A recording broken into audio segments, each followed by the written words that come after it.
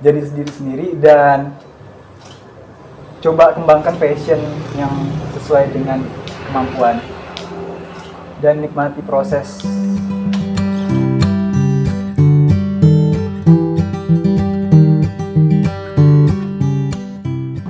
Nama saya Andrea Saputra, saya salah satu mahasiswa aktif di Universitas Tanjung Pura, Fakultas Ekonomi dan Bisnis, dan jurusan Akuntansi Internasional angkatan 2016. Akhir-akhir ini sedang ngerjain proyek di salah satu proyek produk bisnis lokal, yaitu Ranai Care, yang menjual produk seperti spray botol, dan saya juga menangani visual grafis untuk sosial media dan visual identitas, dan contohnya seperti foto dan sosial media campaign juga. Untuk saya sih masih di bisnis di sosial media, jadi audiensnya emang targetnya orang-orang yang aktif di sosial media, jadi seperti Instagram Ads. Jadi yang saya siapkan ya kayak foto-foto dan desainnya, biar lebih audiens bisa tertarik dengan produknya, kan juga harus berbarengan dengan visual-visual yang menarik bagi audiens.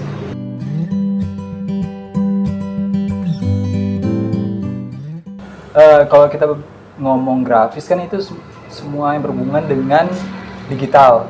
Contohnya misal smartphone, terus laptop. Dan di dalam laptop atau handphone itu kan pasti ada visualnya. Nah, yang ngerancang visual di dalam itu bisa saya sebut desainer grafis. Jadi seperti misalnya di sosial media itu juga ada desainnya kan, entah itu desain dari akun-akun yang ada di sosial media tersebut ataupun desain aplikasinya, atau bisa disebut desain user interface, itu juga termasuk desain grafis.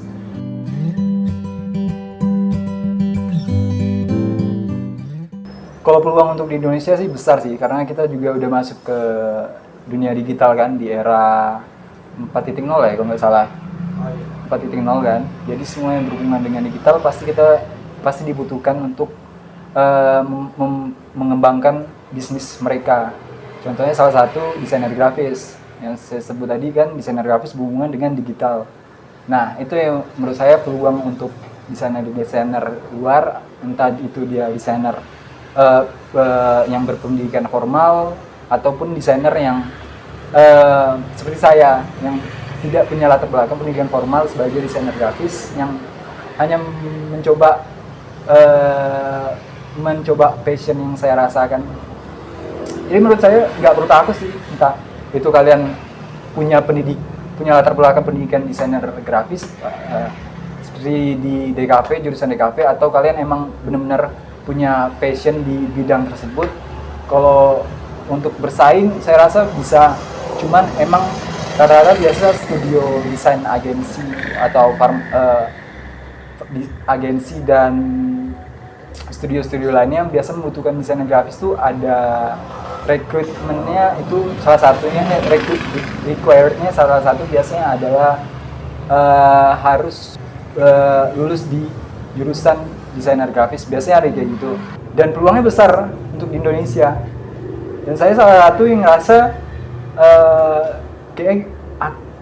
biarpun aku jurusan akuntansi kan sekarang, dan aku ngerasa aku nggak bakal bisa nih setelah lulus ambil di jurusan akuntansi, maksudnya ambil di bagian akuntansi, contohnya di bank, tapi aku coba bangun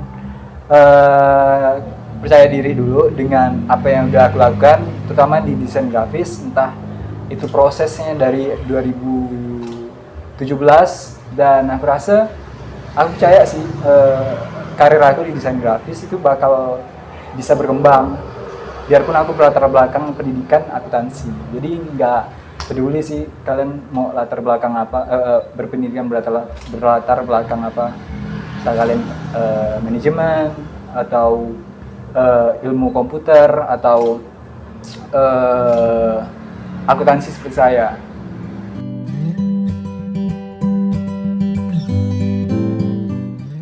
Kalau branding itu luas sih.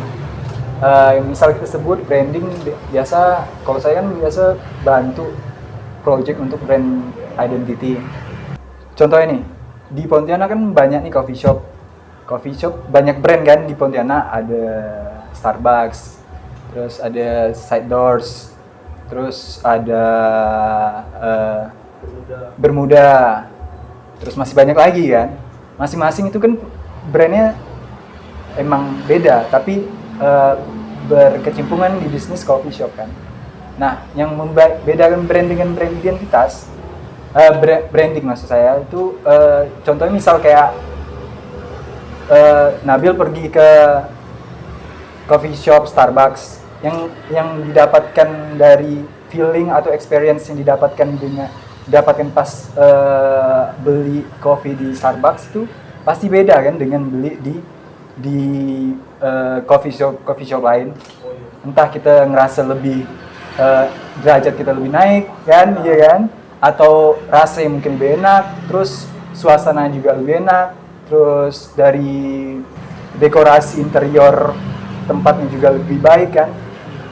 Dan itu yang menurut saya membedakan branding dan brand itu salah satunya bagaimana kita coba bukan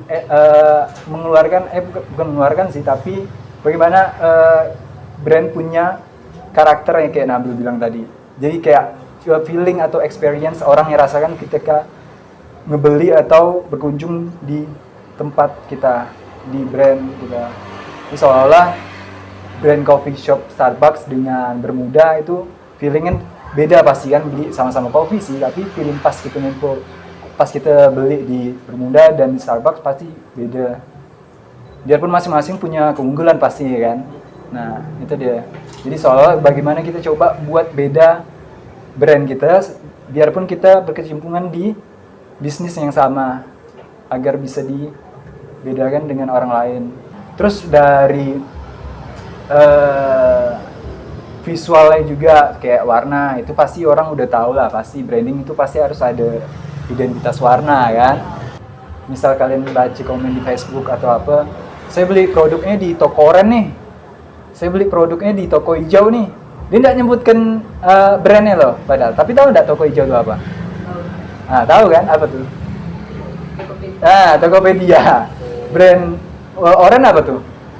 Shopee. Nah, itu tuh yang tidak secara langsung tuh ngebuat otak kita ingat brand tersebut ya. Nah, itu salah satu warna tuh emang main sih, maksudnya utama sih untuk brand identitas kan. Jadi nggak perlu kita sebut brand pun, dengan sebut warna pun orang mungkin lebih cepat lebih kenal kan.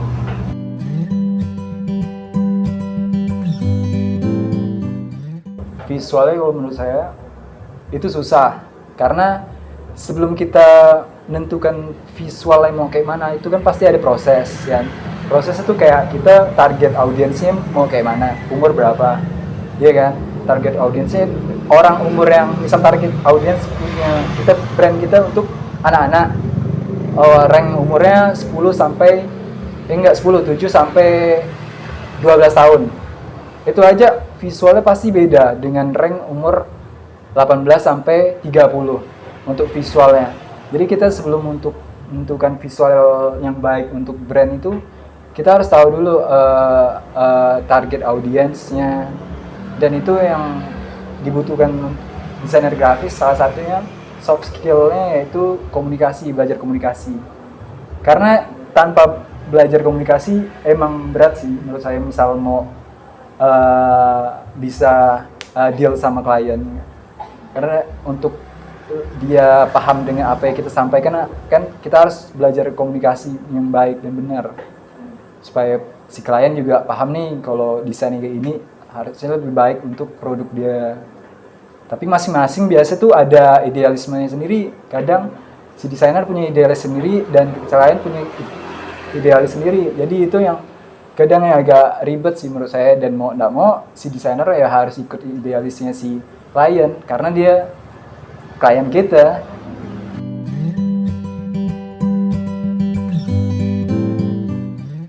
Prinsipal desain dia tuh hampir sama kayak kepala sekolah. Maksud tahu nggak? Maksudnya gini, kayak kepala sekolah kan di sekolah misal senior high school pasti ada prinsipalnya, head principal ke atau apa sebutannya. Itu dia tuh kayak yang memberi aturan loh, di sekolah tersebut harus begini, muridnya harus berpakaian kayak gini, harus aturannya harus kayak gini. Nah itu hampir sama kayak gitu sih. Jadi prinsipal desain itu menurut aku jadi yang ngatur desain di Kalimantan ini harus kayak apa, hasilnya harus kayak apa. Jadi akhirnya punya identitas sendiri hasil dari Kalimantan itu sendiri. Jadi setiap masing-masing studio desain tuh biasanya tuh ada prinsipal desainnya. Jadi yang biasa membedakan studio desain dengan desain lainnya itu prinsipal desainnya. Jadi dari prinsipal desain itu hasil desainnya itu bakal jadi identitas dari studio tersebut. Kayak misalnya studio desain nih hasilnya kayak gini, dan kita tuh tanpa lihat studio pun dari lihat hasilnya aja kita tahu ini hasil desain dari studio ini loh.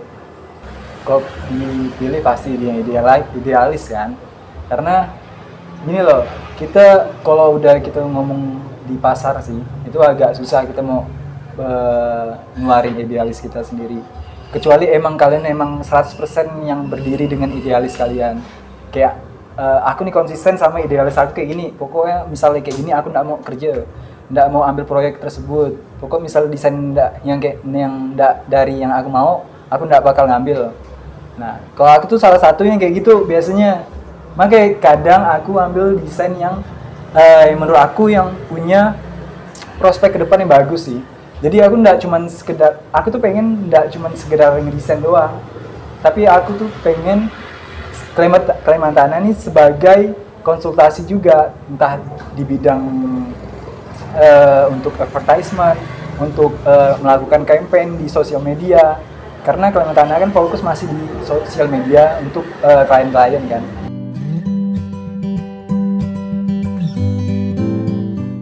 Jadi desain tuh harus fungsional, dan kedua baru harus estetika. Biarpun ada desain yang estetika tapi nggak fungsional buat apa, dan nggak memecahkan masalah. Karena tujuan desain kan harus memecahkan suatu masalah.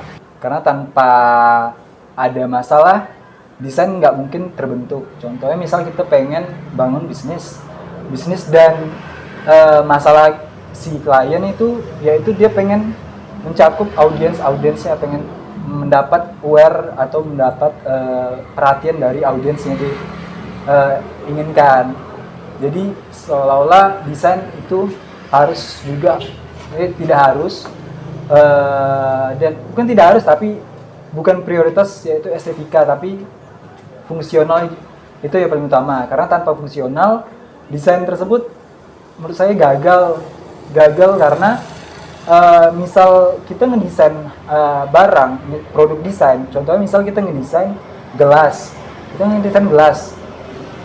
produk gelas kan, dan ganggang gelas itu pas kita minum kena mata, tahu nggak, pernah lihat foto kayak gitu? Itu kan berarti estetikanya emang bagus, tapi misal ada dampak buruk dari desain tersebut, itu kan berarti fungsionalnya gagal.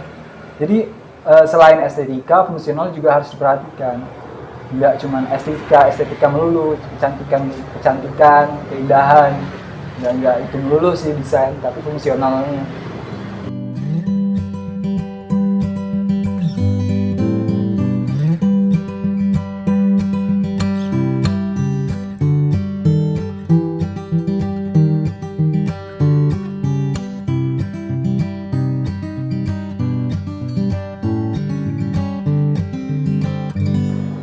Maksudnya sebenarnya sederhana.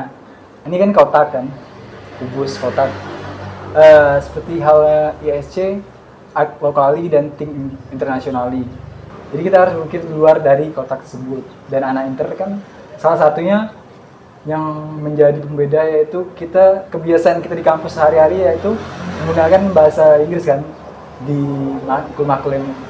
Jadi seolah-olah kita keluar nih dari zona nyaman kita yang biasa kayak kita tiap hari ngomong bahasa Indonesia sama kawan, dan tiba-tiba di kampus kita harus berhadapan dengan bahasa Inggris, dan seolah-olah kita harus berada di luar box kita dan di luar zona nyaman. Itu sih. Oke. Dan thank you yang udah gambarin, dan thank you banget untuk teman-teman ESC yang udah kasih kesempatan dan waktu untuk cara ini. Dan untuk kasih pesan karena Inter ya, jadi diri sendiri ya. Jadi diri sendiri dan coba kembangkan passion yang sesuai dengan kemampuan dan nikmati proses